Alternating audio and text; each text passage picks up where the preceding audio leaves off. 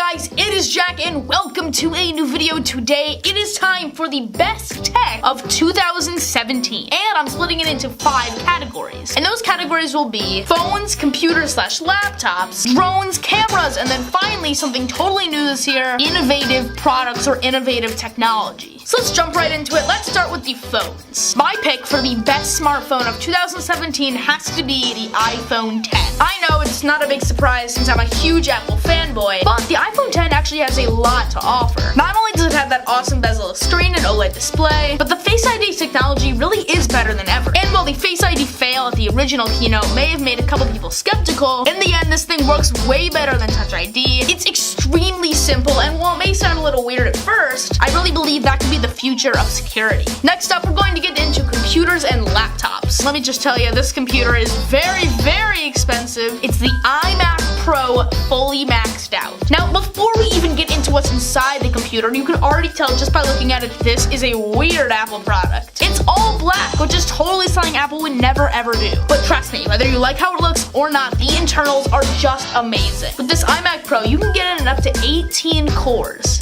You heard me right, 18 cores. Like 10 years ago, it was so cool to have like a duo 2-core processor. Now we have 18 cores. That is crazy. You can get it in up to 128 gigabytes of RAM, which again is just insane. Which for those of you who don't know, the more RAM you have, the faster the computer is going to be. So this iPhone has 3 gigs, or maybe it's 4 gigs, I don't really remember. This computer has 128 gigabytes. Like what? In fact, I'm actually just scrolling through the Apple Store right now, and if you check every single box and get every sort of upgrade you can get on this computer, it's going to run you $13,427. That's a lot of cash. I definitely wouldn't call this a budget computer, but if this kind of crazy stuff is what you need, this is the computer for you. 4TB SSD, 128 gigabytes of DDR4 RAM. A standard computer would maybe have 4 or 8 at the most. Next up, we've got drones. And my pick for this year as far as the best drone, and this actually is sort of a budget drone, and that is the DJI Spark. Now, granted, you can buy the DJI Spark for $500, or I think it's now $400 for like a deal. But on an honestly stupid decision on DJI's part, it doesn't come with the controller with the base model. You just have to control it with your phone, but if you buy the Find More combo, which I would definitely recommend, which I think is $100 off, you actually get the controller and everything you're going to need to fly it properly. And as far as the drone itself, this thing is seriously revolutionary. Not only is it really tiny, but the camera quality actually isn't potato. Well, sure, it's probably not as good as something like a Mavic Pro or a Phantom 4. If I swapped out my Mavic Pro for a Spark in a vlog episode and didn't tell anybody and uploaded the whole thing in 1080p, I